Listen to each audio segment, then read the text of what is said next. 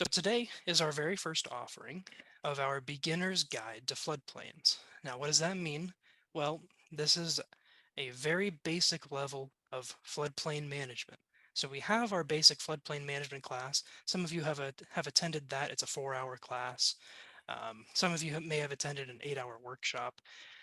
This is going to be even more basic than that. So if any of you have a really good understanding of floodplain management, or you don't necessarily need that really basic knowledge, maybe this class isn't necessarily for you, but you can absolutely still stick around. You may learn a thing or two. I learned a couple things when I was making these slides, because sometimes you have to reflect and start at your basics. So feel free to stay on. Otherwise, if those of you who don't know much about floodplains, you're in the right place. Um, First of all, I'm going to introduce the concept of floodplains and what they are. We'll talk about where the floodplain is and how to find out where they are. We'll talk about what happens if you're in the floodplain and things that you might need to consider. We'll talk about why someone should care if they're in the floodplain or about floodplains. And then lastly, I have some really helpful people that you can contact if you have questions or if you need to talk to somebody about the floodplain.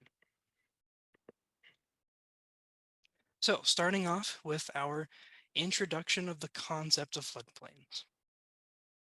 So a floodplain is it's natural. That's one of the things I want you to understand, is that it's a natural area that is susceptible to being inundated by water from any source.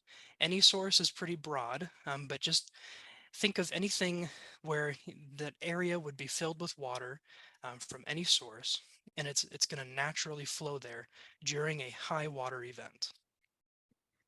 And so there's a little image at the bottom there. This just kind of shows, you have your normal stream that runs through, and you've got your lower area of sediments that as the stream kind of meanders, it's depositing. But that low-lying area there, where during a high water event, that area is going to fill up with water. That's your floodplain. So more specifically, this area that is being shown as being inundated in that image, this is an area that would be inundated during a 1% annual chance flood, also known more commonly as a 100-year flood. We're moving away from the 100-year flood concept, and we'll talk a little more about that in a little bit here. But people are getting confused. They hear 100-year flood and they think it's not going to flood because it flooded there last year. That's not the case. It's a chance. It's a percentage of chance. So we're switching away from the 100-year flood, and we're instead using the term 1% annual chance flood, which means that in any given year, there is a 1% chance that that area is going to flood. And that's the way that you should look at that. So these floodplains are actually shown on maps as a zone, right? And these zones are determined by Nebraska DNR in conjunction with FEMA. So our handy team of engineers, they're incredibly intelligent people, and they sit down and they designate these floodplains using as much data as they can get their hands on. They take topographic data, hydraulic data, hydrologic data. They take into account, nearby dams and culverts and that kind of thing, water storage systems, and they designate these areas as a zone. These zones are then regulated at the local level as a separate zoning district. Now that only applies to communities that participate in what is called the NFIP. Now, before I move on, we're going to talk a little bit about the NFIP. So the NFIP is the National Flood Insurance Program. This was developed back in 1968 at the request of Congress. Now, back in the 60s, there was just a large number of very extreme flood events, ranging from hurricanes to riverine flooding. And at the time, flood insurance was purchased privately. Banks were providing individuals privately with flood insurance. Now, the issue was those banks did not have enough money to pay out everybody who made a claim during the 60s. And so a lot of these banks just said, we're never doing it again. We're never selling flood insurance again. We'll pay them out this time, or they may not have been able to, and they may have just gone bankrupt. But anyways, the federal government took that program over, and they were the ones that decided they were going to provide flood insurance. The NFIP is a voluntary program, and the key word there is voluntary. Communities can try, or communities can choose to join the flood insurance program at their own um, at their own choice, basically. So when they choose to join the program, FEMA then provides them with flood insurance. The individuals in that community, they provide homeowners, renters, and business owners with flood insurance. The participating communities then agree to adopt and enforce ordinances or floodplain regulations that meet or exceed FEMA's requirements to reduce the risk of flooding. So these communities are choosing to join the program. FEMA's providing the homeowners, renters, and business owners with flood insurance. And then at the request that the community enforces their floodplain ordinance. To find out if your community does participate in the flood insurance program, you can go to our website. This is just our homepage, dnr.nebraska.gov/floodplain. And you can just go to this web page and you go to your county that you live in and you can click on it on that map that appears and it'll list all of the contacts within that county um, that are floodplain administrators. If a community has a floodplain administrator, that means that they are a participating community. So this is probably the easiest way. If you're still having troubles finding out, feel free to contact us and we can assist you with that. And Michelle has put that link in the chat if you are curious about it. So that's a little bit about the NFIP. So again, I introduced the concept of the 100-year flood. So I wanted to talk a little more about that. Why the 100-year flood? It was established back in 1973 when the NFIP was creating its standards for floodplain development. They needed to come up with a regulatory area that made sense. So the first entity that they talked to was the Corps of Engineers. Now, the Corps of Engineers didn't necessarily use flood frequencies such as the 100-year, 200-year, 300-year flood event. They didn't necessarily designate that because they were doing site-specific studies. But what they found was that the protection levels that they were using when they were building their dams and levees was around a 200 to 500 year flood event. That was the area that they were protecting. And FEMA recognized that that was going to be a huge area to regulate. You think about a 500-year flood, that's a massive flood. You're covering a lot of area. You can't realistically regulate to an area that size. Um, the other side of that was that local communities were using 5 to 20-year events to design local stormwater systems, right? And so when they were thinking about these rainstorms that come through and dump a bunch of water, they wanted to design their local stormwater systems to manage that. Well, again, that area is too small, right? That happens too frequently and doesn't cover a lot of area. You can't realistically regulate within that area um, uh, because it's just such a small area of regulation. People would be building way too close to the river. And so what they came up with was a number in between. They came up with the 100-year flood. Now, I understand that's not as scientific as you may have been expecting, but that's where the number came from, and it has been widely accepted across the country as that standard for floodplain designation. Now, there are many different types of floodplains. Now, again, I'm not going to get very technical into this, but what I want you to understand is that they are identified by letters and numbers. So you'll see things on a floodplain map that say things like Zone A, Zone A99, Zone X. Um, Now, some of those zones are regulatory, and so they require additional permits or regulations to be followed. So if you're building in there, you would need to address the floodplain regulations and build following those regulations and get an additional permit.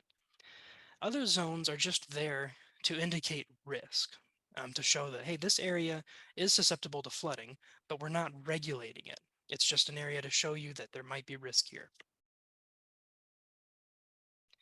Now, again, I'm not going to get into every single zone, But what you should understand is that all flood zones that start with the letter A are regulatory zones. So those zones that require you to follow floodplain regulations and get permits, those are A zones. It doesn't matter if it's an A, AE, AH, AO, they're all regulatory. And that's all you really need to get. That's one of the things that I need you to get from this class. And that's the area that represents that 1% annual chance flood or 100-year flood. Any zone that starts with an X, C, or B, it's not regulatory. So again, these are areas that are indicated maybe on the map if it's a shaded X zone as showing an area of flood risk, but it's not necessarily regulatory. There are V zones, but those are just coastal areas, so we don't necessarily need to worry about those. Just for the purposes of Nebraskans in this class, A zones are regulatory zones. So what do they look like? Well, if you go to our interactive map, and I'll show you our interactive map in a little bit here, but this is what it would look like. It's this blue blob thing on your screen, and that's going to be your A zone. Again, on this image, right? Let's see if I can get my mouse to move here. Do I have a laser pointer? I do. Okay, so over here, you see we have AE zones. And then here's in zone A. Again, you don't necessarily need to worry about what that means at this point. All you need to know is that both of them start with the letter A. And so if you build in these blue zones, they are regulatory. Same thing over here. That's a regulatory flood zone. Okay.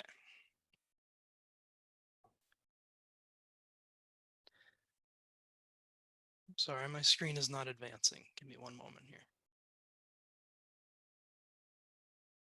There it goes. Okay. So the next part that I want to talk about, and you can't really talk about floodplains without talking about the floodway. This is about as technical as I'm going to get in this class, but it's something we have to discuss a little bit. So the floodway is an area within a floodplain that indicates the zone of highest discharge.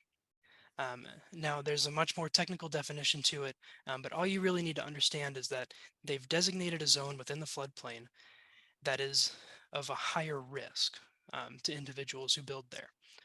And so structures for human habitation are not allowed in the floodway, and that's a Nebraska requirement.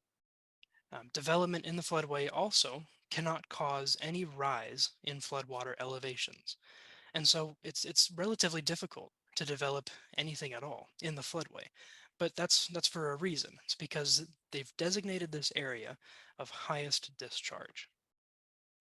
And what it will look like on a map is it'll look like another zone within the floodplain. So again, you've got the blue zone on the outside. That's the flood fringe. And then you've got the floodway, which is an area in the middle. We highlight it in red on our maps. Now, the best way to describe it is I want you to picture a river and you're standing in the middle of the river looking downstream. Now, in a flood, what we've done is we've simulated a 100-year flood, and then you're taking the banks and you're squeezing them together until you have caused 1 foot of rise in the middle. That area that's left, that area that you've squeezed in the middle, that's your floodway. So on the right, you have a little demonstration of that there's a bulldozer pushing up dirt on both sides of the floodplain until it's caused 1 foot of surcharge, 1 foot of rise in the middle. That's going to be your floodway. Now, the reason we do that is because of the concept of obstructions. So what I want you to imagine is we're going back in time and you're a kid playing in the street during a rainstorm, and there's water on the side of the road flowing into the drains. You put your foot down in front of that flowing water and it's going to back up. It hits your foot and it runs around it or it runs over it, but it backs up a little bit and it rises behind your foot. That's the concept of obstructions, and the same thing happens when you're building in the floodplain. FEMA defines 1 foot as being the cutoff point. So in an A zone, you cannot cause more than 1 foot of rise. So again, if it's an A zone and it just says it just has the letter A and no other letters or numbers, you cannot cause more than 1 foot of rise. In a floodway, you cannot cause any rise. And again, that's because we've already done that foot of rise. We've squeezed both of the banks until we've caused that foot of rise in the middle. So in the floodway, we've already caused that foot of rise. So now you can't cause any more. So if you're building in the floodway, you cannot cause any rise. Um, the good part about that is if you have a floodway, you know that building anywhere outside of the floodway, you're not going to cause that foot of rise because we've already simulated that. So you can build outside the floodway without having to determine that you're not causing a foot of rise. So that's one of the benefits of having a designated floodway. But again, if you don't have a designated floodway, that means you have an A zone, and so you cannot cause a foot of rise. That's about as technical as I'm going to get in this class. Here's just another demonstration of that. If you have any questions about rise or that kind of thing, it does get a little more technical than that. So feel free to call us. I just wanted to sort of introduce the bare basics of that concept. So here's that. Here's just another demonstration of that. Um, so you have your 100-year flood before fill. This is the level that a 100-year flood would be at. You can see this house is elevated and it's up out of that 100-year flood. Now that an individual on the other side of the river decides they're going to bring in fill. And so now, after a 100-year flood, this is the new level. And now this house that was not flooded before is now going to flood. So just another way to picture the concept of fill and obstructions and the reason why we have that 1 foot of rise or no rise determination. Okay. So where is the floodplain in relation to you? How do we know where the floodplain is? Well, this should be one of the first questions that you ask when you're purchasing a house or are looking to build or dig or develop in any way. One of the first things you should be doing, among the many other things, of course, but one of the things you should be looking at is where the floodplain is. And there's multiple ways to find out where the floodplain exists. The first, and I think the most helpful way, is to use our interactive map. I've shown some screenshots before of our interactive map, and Michelle has just put the link in the chat. But otherwise, I'm going to pull it up on my screen and show you what it looks like.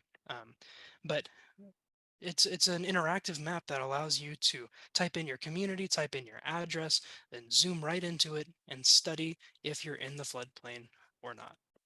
So let me stop sharing here for a moment.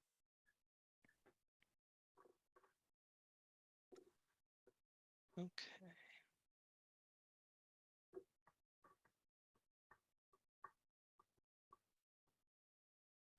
Okay, so everybody should be seeing the interactive map. Okay, Michelle's nodding her head.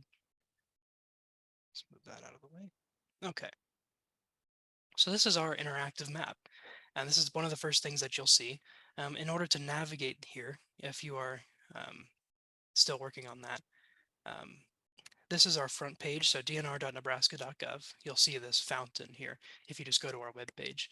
Under Services, you'll find Floodplain Management, and then there's the little Interactive Maps button. So it just takes you right to that link, and that opens up our interactive map. So from here, does anybody have any community that they want to look at? If you just type it in the chat, may not necessarily have time to look at everybody's, but feel free to type a community into the chat. Okay, Angie says Clearwater, so let's start with that. So you can just type it in that search bar in the top right. All right. So one of the things I want to point out here is that the way our interactive map works is the first thing that might pop up if you have them is this sort of transparent hashed area. This is a flood awareness area, and this is what your floodplain might look like in the future. So that's not necessarily regulatory. So we're going to go ahead and I'm going to turn that off. Now you'll notice there's no floodplain appearing, and that's because Clearwater has paper maps. So I'm going to turn on the effective paper map layer. And it may take a moment. There it goes. Oh, right. It's working today. Perfect. So this is a little different than the screenshots that I have shown, but again, you can see it's labeled as Zone A. So here's Clearwater, and what I can do is I can turn on the community boundaries so we can see where Clearwater's jurisdiction is. And so here you can see this blue line is the community boundaries, And then this larger bubble is their extraterritorial jurisdiction that they've adopted. So this is all within Clearwater's jurisdiction, this floodplain. It looks like they have a little bit coming up on the northeast side, and then it's mostly on the northeast part of the north to northeast part of their ETJ. Now you can zoom in as much as you need to. You can zoom in on individual houses. Um, you can see if they're in the floodplain or not. Sometimes it does take a moment to refresh, and it may not want to because it's a paper map. But yeah, this is what it looks like. So let's move to Taylor. Came up next. Okay, so this is more traditional of a zone A. We don't have the paper maps anymore, so I turned that off. But here you'll see that blue area, very similar to what we've looked at before in those screenshots. But again, here's that blue area. I've turned on that community boundaries layer. So we can see here's their ETJ, their buffer around their community, and here's their community boundaries. So they do have a little bit of floodplain that runs through town, although, and I won't speak too soon because I haven't looked very closely, but it appears there aren't many structures, if any at all, in the floodplain, at least where it runs through town. In their ETJ, there may be one or two structures, although I don't see them right away. But this is what the Zone A looks like for Taylor. We'll go to Dunbar next.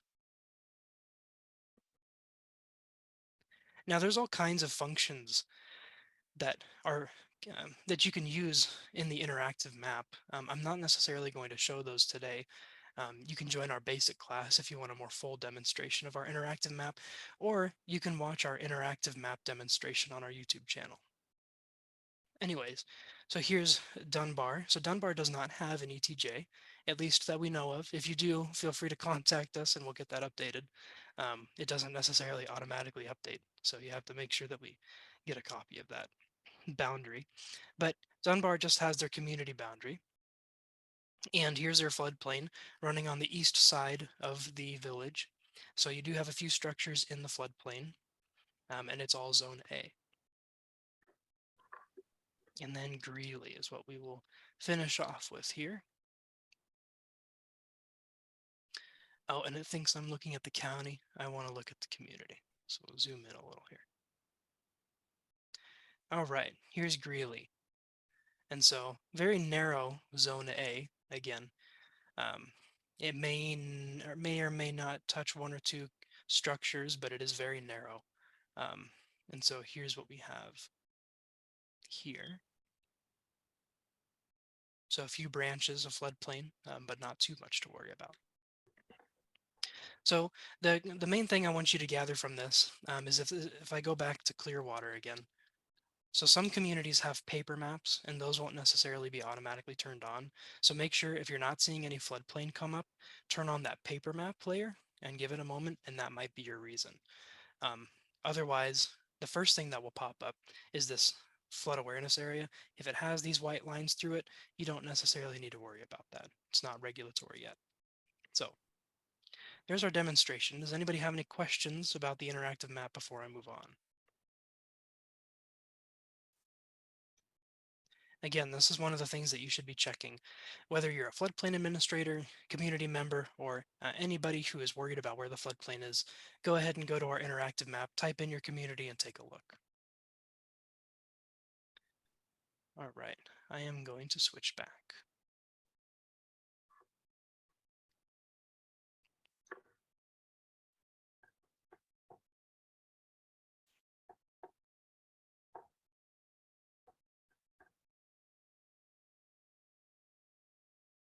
Okay, let me resume.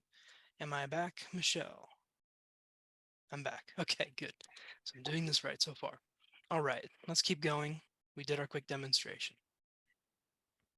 So if you find your property is in the floodplain, or if you're unsure, maybe it looks like it's close, but you can't quite tell, contact your community's floodplain administrator. Again, if your community participates in the flood insurance program, you're going to have a floodplain administrator. And if they can't figure out who that is, then you can contact us and we'll help you find that contact information. So a floodplain administrator I've mentioned it a few times, but I should define it. So a floodplain administrator is the authorized individual who administers, implements, and enforces the provisions of a community's floodplain ordinance. So they're the individual in charge of that floodplain ordinance. Again, every participating community would have one. So this should be done before you're purchasing or building on a property. Contact the floodplain administrator or check out our interactive map to see if the floodplain is near you. And that's where you should probably start. So the floodplain administrator, I just defined it. We talked a little bit about who that is. Um, but this will often be the community's local clerk, zoning administrator if it's in a county, or even the mayor sometimes. It tends to be not necessarily the sole thing that the person is doing, right? It's just one of the many hats that a community member might wear. Um, Now they oversee floodplain development and they'll grant floodplain development permits. So they're the permitting official. They're in charge of enforcing floodplain regulations. So that means if a development is occurring without the proper permit or documents, they can revoke those permits or they can issue stop work orders. This authority is granted by Nebraska statute and the community's local floodplain ordinance. Now, the floodplain ordinance defined, that establishes the standards for floodplain development in a community. It's a local ordinance, and it grants the floodplain administrator the authority to enforce those regulations. If you have questions about your community's floodplain ordinance, you should contact your floodplain administrator, and they can help you determine those regulations, or they may even provide you with a copy of that ordinance itself.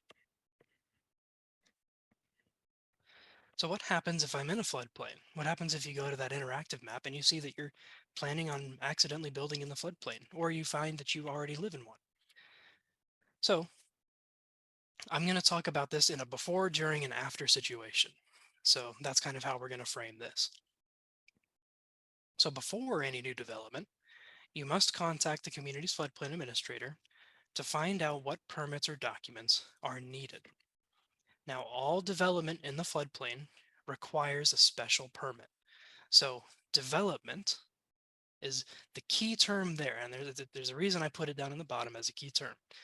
Development is defined as any man-made change to unimproved or improved real estate, including but not limited to buildings or other structures, mining, dredging, filling, grading, paving, excavation, drilling operations, or storage of equipment or materials. Now, that's a lot of words I just threw out there, but that's on purpose. It's because development is any man-made change in the floodplain. And so it doesn't matter if you're paving a driveway or if you're building a house, you need a floodplain development permit. Now, the other things that might be required with that permit may vary, right? If you're just doing a driveway in the floodplain, you still need the permit, but you don't necessarily need all the other documents with that. It may be okay to just have a permit. But other additional documents may be required if it's a larger development. And so you make sure you talk with the floodplain administrator before you're doing development in the floodplain. So again, we talked about development. And I did define this as pretty much anything dirt or sand moving material, pouring concrete, building, and it also includes repairing or adding to an existing structure. So if you already have a property or structure in the floodplain and you're improving on it, you're building a new bedroom, you're replacing the roof, those kinds of things, they need to have a floodplain development permit from that. Again, I'm not going to get into the specifics necessarily, but you should talk to your floodplain administrator if you have questions about that process. Here's just some images to help drive that point home. These are individuals who are moving dirt. The bottom right image is somebody laying wire. Those are all kinds of development in the floodplain. And just more pictures. Bottom left is a picture of somebody paving a road. That requires a floodplain development permit. It's one of those things you don't necessarily think about, but it is something that you have to pay attention to. Really quickly for state agencies. So based on our audience that we have today and our registrants, we did have some state agencies who wanted to join this class today. So if you don't work for a state agency, you can kind of tune this slide or next couple of slides out. But if you're in a state agency, you have to follow state minimum standards for floodplain development, which part of that is regardless of participation status of the community. So, imagine your Department of Transportation and you're building a highway and you're crossing multiple jurisdictions. One of those communities might not participate in the flood insurance program, another does. Either way, you need what is called a floodplain certificate. Now, I've defined that in the bottom, but it's required for streams with at least a 1 square mile of drainage area. And it's used to describe, the certificate is used to describe the scope of the project, acknowledge that there is a floodplain there, whether it's been mapped or the community recognizes it as a floodplain or not. There is a floodplain there, and that you're not going to cause unacceptable rise. Talked about that 1 foot. It may not be 1 foot. It depends on the engineer doing the study to determine that unacceptable rise. Um, and then a floodplain permit is required, but if they're not participating in the flood insurance program, you may not need the community to sign off on that permit. It's just a permit for yourself. You're permitting yourself for your agency to do the work. So just some things to consider there. And this is what that certificate might look like. This one was done back in 2018. This might look familiar to Mark if he's still in this. Mark, this is in Gage County. DOT did this one for a highway, um, but this is just an example of what it might look like. So it has a description of the work being done, and I'll get my laser pointer out. So it has a description of the work being done, of course, and then it lists all those tributaries um, and any of those areas of 1 square mile of drainage. And it lists them all, and it talks about how it's not going to cause rise in the floodplain, that kind of thing. Um, and then it has the individual numbers that they determined. Um, so that's kind of what a certificate would look like. So that has to go along with the permit if you're a state entity. So Ron said if a private resident put in a berm and pond prior to being recognized as a floodway, but never took out a permit, is it illegal? So the key term there is before. So you're prior. So he did this before that floodway was designated. And so now it depends if the floodway, do you mean floodway or floodplain? Kind of the biggest thing there. So if it was built before there was any floodplain there at all, floodplain, yeah, that's fine. That's and that's why I wanted to specify that. So if it was built there before the floodplain was designated, it's fine to continue being there. And I do talk about this a little bit in later on, but if you have something that's already existing that was there before the floodplain was designated, then it's fine to continue being there. It's essentially grandfathered. The only time you have issues is if that structure or development is damaged or they improve upon it. Um, and if it's substantially damaged and substantially improved, they would then need the additional permitting documents, and it has to comply with the ordinance. Um, Either way, if it's repaired or improved upon in the future, it does need a permit for those things to happen. So right now it's fine to be there. Yeah, of course. Thank you for your question. That's a great question. So right now it's fine to be there. If they do anything with it in the future, they should get a permit. Before I move on, this is what a permit might look like. This is just the one that we've developed as a state template. So this is valid for any community to use. So you can go ahead, this is on our website, but you can go ahead and download this. Otherwise, like DOT and state agencies might use their own version of a permit. Local communities may already have a template of a permit that they like to use. So it doesn't have to look like this, but this is just the one that we provide. So just for your information. Okay, so now we've moved on to from before development. Now we're during development. So you've received a permit and you've started working in the floodplain. So number one, you want to make sure you're following the permit requirements, of course. And so stay connected with the Floodplain Administrator. Any major progress that you make or any difficulties you run into, contact your Floodplain Administrator and make sure they know about it. Otherwise, the Floodplain Administrator may inspect or review progress at various times just to verify compliance. And so they may stop by, they may look, take some pictures. You don't need to worry about that. They're just making sure that you're following the permit. And then after construction, so you've finished development, If it's a structure, you have to get an elevation certificate to show that that permit was followed. On that permit, they're going to say things like you have to elevate the structure to this height, or you have to show that it's not going to allow floodwaters to enter the structure. It'll say those things on the permit. And if it's a structure, you have to get an elevation certificate, which comes from a surveyor, and it's given to the floodplain administrator to finish off that permit. So that's what you should do after construction. And the elevation certificate is just a certificate used to show the building elevations, and it provides a way for the community to document compliance and to document that the ordinance and permit were followed. So existing structures. So we touched on this a little bit with that question, but oops, sorry. So for existing structures, flood insurance, and this applies to both existing and new ones, but flood insurance is required for homes in the floodplain with a federally backed mortgage or loan. And so they're more than likely they have flood insurance. Um, and this applies to if an individual is buying a home, or if they're building a new home and they're using a mortgage or loan, um, they're going to need to get flood insurance. Again, so all improvements, repairs, or additions have to be permitted. So you have to get a permit to build a new bedroom, build a new kitchen, adding on where you're changing that area of the floor. Um, and these existing structures, as we touched on before, if it was built before the floodplain was even determined, it may not be in conformity with the regulations in your community's ordinance. It may not conform to those regulations. And that's okay. It's technically grandfathered. So it's allowed to continue being there. For those structures that are grandfathered, flood insurance is still required with that federally backed mortgage, and substantial improvements or damage will result in the structure needing to then comply. So what do I mean by substantial? Well, it's defined in both cases down there, and I'll let you read those. I won't bore you with my voice, but I'm already doing that enough. 50%, that's what you need to look for.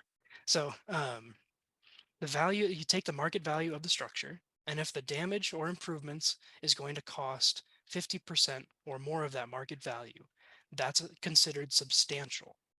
So at that point, the whole structure does need to comply.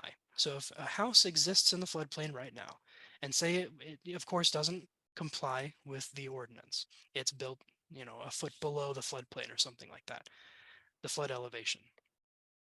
Well, it's okay to continue being there, but if it receives damage or is improved upon where that cost is 50% or more, they have to bring that whole house, they have to raise it to 1 foot above the floodplain. And again, those regulations you should talk to your floodplain administrator about. I won't necessarily get into that today. But they would have to raise the whole house. So that's just something to consider. If it's below that 50%, they still need a permit and documentation that it's not 50%, but they can continue to be there as is and do their repairs or improvements. Okay, so continuing on this, that 50% rule. So if an existing non-conforming home is improved or damaged, the floodplain administrator is going to complete some form of inspection. If it's damaged, they'll come in and they'll take a look. They may not enter the house necessarily, but they'll take a look at the house, and they have their program and something we've talked about with our floodplain administrators on how to do this. They know how, and they have the authority to do it, but they'll complete an inspection to determine what the costs might be. Once those costs are recorded, and that's the case for both improvements and repairs, they need to be able to record that cost. Then they can determine that 50% threshold. They need a permit no matter what, and if it's above 50%, then they write on the permit that it has to be brought into compliance. Okay, so when it floods, you know, one of the things that's going to happen is a floodplain administrator is going to contact you, and they're going to notify you of that need for permits to repair. So you won't necessarily, well, I hope you wouldn't necessarily be caught off guard. So floodplain administrators, they're going to contact you. They'll send you a letter, maybe a phone call, or they'll just come talk to you in person that you need a permit to repair. If it's in a non-conforming home, they'll notify you of the need to inspect. Maybe they'll schedule something, or they'll just do it on their own time. So don't be afraid if somebody just comes walking onto your property. There's probably going to be a number of them. If it's a major disaster, you may have FEMA, you may have the firehouse come down to do inspections. You may have a number of people doing inspections. One of those other people is likely going to be the floodplain administrator, or somebody doing it for them. So don't be afraid, they're just doing their inspection. And they're going to do it relatively quickly because, of course, you need to start repairs, and they understand that. And so they're going to get you your permit as quickly as they can.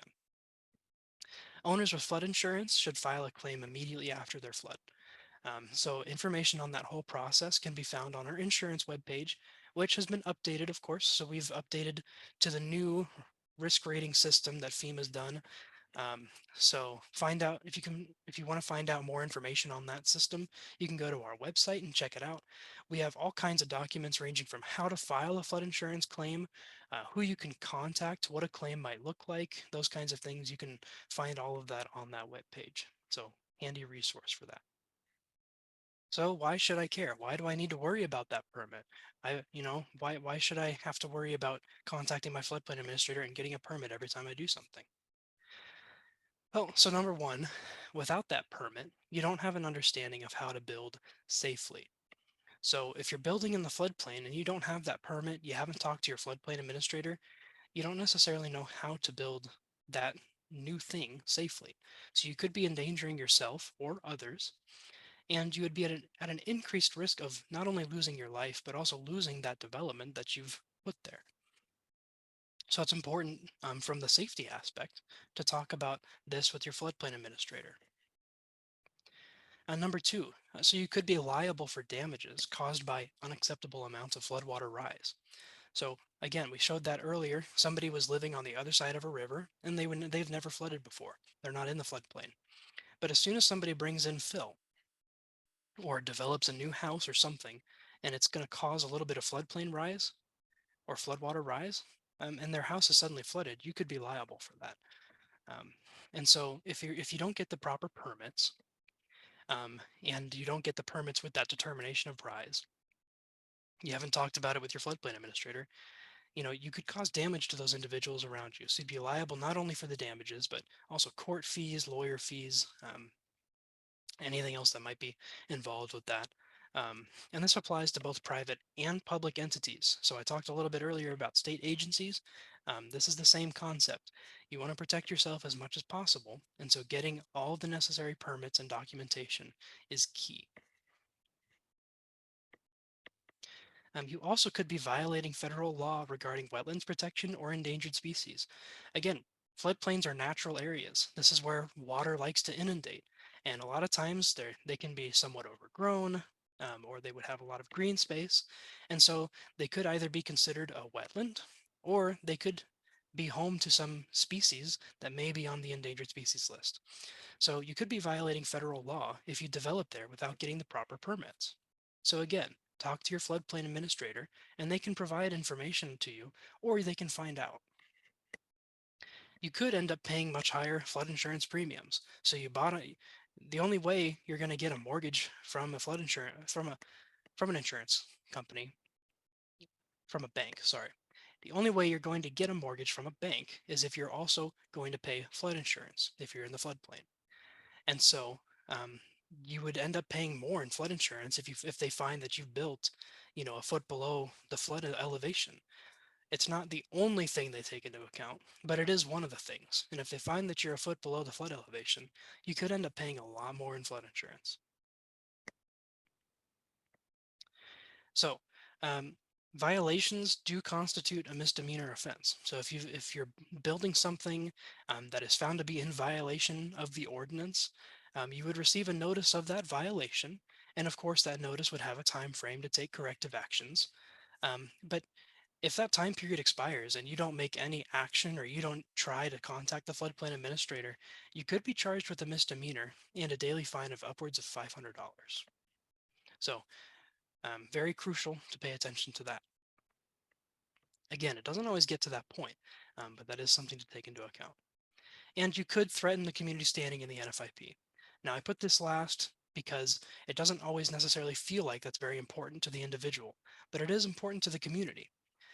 So if FEMA finds that the community is not in compliance, they haven't been permitting new development, they could be removed from the flood insurance program. and that would result in a loss of flood insurance coverage not only for you, but for all of the community members. They would lapse at the next renewal date. And the community itself and its citizens would be ineligible for federal disaster assistance. So if a flood, fire, tornado, windstorm came through and there was a disaster that was declared and the community tries to apply for federal disaster assistance, they may not qualify. So just some things to really think about. So who can I talk to? Maybe I scared you a little bit with those last few slides. It wasn't what I was trying to do. I'm just trying to drive home the point of why you should care. And now we'll talk about who you can talk to about all this. So again, I've hit on this a lot, but floodplain administrators. So every participating community has a floodplain administrator who oversees that local floodplain development. They understand the regulations and what permits are required, and they can provide information on the flood history in your area. Maybe you're not in the floodplain and you just want to talk to them about, hey, does it ever flood here? Is this something that I should consider? Is flood insurance something that I should look into? You can talk to them and they may have a higher knowledge of where it floods in that area. And they are going to be your most valuable resource. Even if they don't necessarily know something off the top of their head, they can contact us. We work with them every day to assist them in running their program. Insurance agents. So, of course, you can always call your insurance agent and ask them, is flood insurance recommended? Even if you're not in the floodplain. So, any community that participates in the flood insurance program, that allows anybody who lives there to purchase flood insurance. Anybody can, even if they're not in the floodplain. So, one of the things we like to hit on is that in 2019, 40% of the flood insurance claims that were made from that disaster were from outside the floodplain. So these are individuals that had flood insurance and they were not in the floodplain, but they still got flooded anyway. So they made their claim. And just 1 inch of water in your house can cause $25,000 in damage. So it's really something to think about. So contact your insurance agent and they can help weigh benefits and costs, and they can potentially give you a quote if you ask for it. Registered surveyors. So um, I talked about elevation certificates before, and these are also individuals who are just going to help you with determining the best elevation um, to bring your home to, especially regarding permits. So a floodplain administrator has given you a permit and said you need to elevate your whatever to this elevation. So that's what the registered surveyor is going to be able to help you with. Um, Now, depending on the elevation study, they can also help remove your property from the floodplain. So if you think you've been improperly put in the floodplain, contact a surveyor, have them come out to your property, and they can help you get out of the floodplain. And additionally, it may help improve your insurance rates. So maybe you feel like you're paying too much. Have a surveyor come out and they may be able to get a better elevation study done to help improve your insurance rates. We've put a couple of things in the chat. Those are just some lists of potential area websites that you can find a local surveyor. You can contact them. We're not necessarily going to advertise anybody in particular, of course. We're just going to give you some places that you can contact these individuals. So nebraskasurveyor.com or nbels.nebraska.gov. Um, let's see. And Ron, I'll get to your question. We're almost done here. I'll just finish up here. Um, Professional engineers. So we talked about that concept of rise and being an obstruction, not causing a certain amount of rise. That's where engineers would come into play. They can provide suggestions for flood protection measures, engineering certificates for flood proofing. Sometimes you'll get a permit that'll say you need to flood proof your structure. So you'll talk to an engineer about that. You'll be required to. And there's just a couple of places where you can find some registered surveyors in Nebraska. And of course, you can talk to us. So we're here, 5 days a week, ranging from 7 a.m. to 5 p.m. Just give us a call. You can look at our contact information on our website, nebraska.gov/floodplain/contact. You can find all our contact information and you can talk to us. And we can help you understand NFIP and state regulations. We won't necessarily talk to you about local regulations or local requirements, but we can give you the oversight and the information that you need to help understand which you might be looking at. And we can also provide you with contact information if it's not necessarily there. Okay, and that's everything that I had. So okay. Ron asked, how do basements affect the base elevation? So um, basements are considered part of that lowest floor. So when we're talking about a residential structure, we're talking about basements, so residential structure. Residential structures in Nebraska are required to be elevated 1 foot above the base flood elevation. And that includes the basement because the basement is considered the lowest floor. So that structure and the basement both have to be elevated 1 foot above the base flood elevation. Now, if you have an existing home that was already there, say the basement is below that flood elevation, which commonly would be the case. Um, it's again okay to be there unless it is substantially improved or damaged. In which case, you would likely be asked to fill in that basement. Is the most common method for addressing that. So, say you have a basement that's in the floodplain and it's not in compliance. It's below the flood elevation and a flood comes through or a tornado comes through and damages your home to beyond 50% of its market value, you're going to be asked to bring that structure into compliance. And probably the easiest way to do that would be to fill in that basement. So again, it's okay to be there as is right now, but um, if you have a flood insurance policy, you might be paying more on that. I don't necessarily know. I haven't seen a quote yet from this new system, but that would be my guess. So. But yeah, basements are considered part of that structure. Of course. Thank you. Good question. Any other questions? Here, I'll move on to the next slide so you can see our contact information. Any other questions?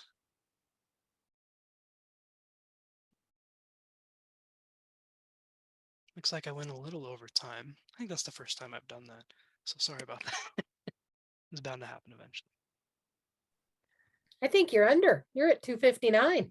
Oh, am I really? Oh, that's right. I was looking at the PowerPoint, how long I'd been sharing. So Yeah, you're good. thanks, Ron. Yeah, thank you for that. Okay.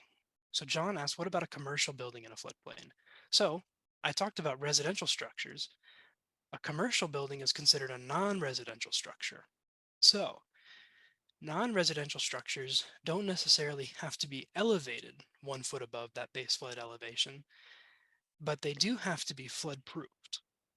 So that means um, that it has to be watertight, right? So no water can get into that structure. So they don't necessarily have to elevate the whole structure above the base flood elevation, but they do have to have an engineer come in to their structure and make sure that they're building in a way that water is not going to enter the structure during a flood. Now, there's many different types of floodproofing. You can either have it be some sort of permanent system where you've got windows that are certified to seal out water, or maybe you build the bottom first 2 feet of the structure with like some form of watertight concrete, that kind of thing. Or there's other methods too. Um, Sometimes you can seal doors with like you know um, they would require some form of human interaction, but they could put um, seals over doors to make sure water can't get in. So again, commercial buildings are considered non-residential, so they don't have to be elevated. They can be flood-proofed. But if you're floodproofing, an engineer has to certify those methods. And that's why I put the engineer contact information in the slides. Most of the time, these structures they'll just choose to elevate. Sometimes it can be found to just be cheaper to elevate. But we do have some examples of dry floodproofing in Nebraska.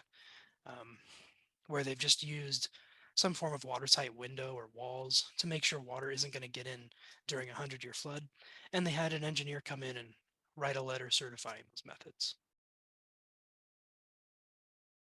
If you want to find out more about regulations and everything, we do offer our basic class, Basic Floodplain Management. That's our longer 4-hour class. We do that 4 times a year. It's quarterly, 2 times a year. And then we do offer it in person 2 times a year as well.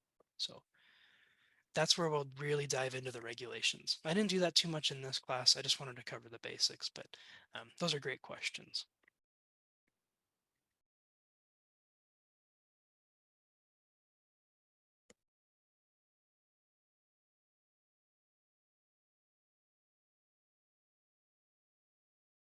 Oh, and thanks, Michelle. She just put in the chat a link to our training webpage. So we keep that up to date with all of our upcoming trainings.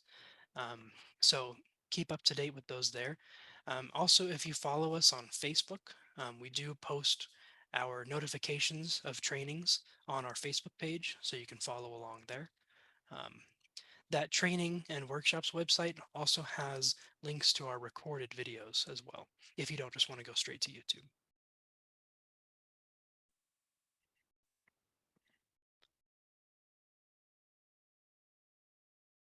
Okay, I'll stay on a little longer for any more questions, but otherwise, I don't have anything else. So thank you all for attending today.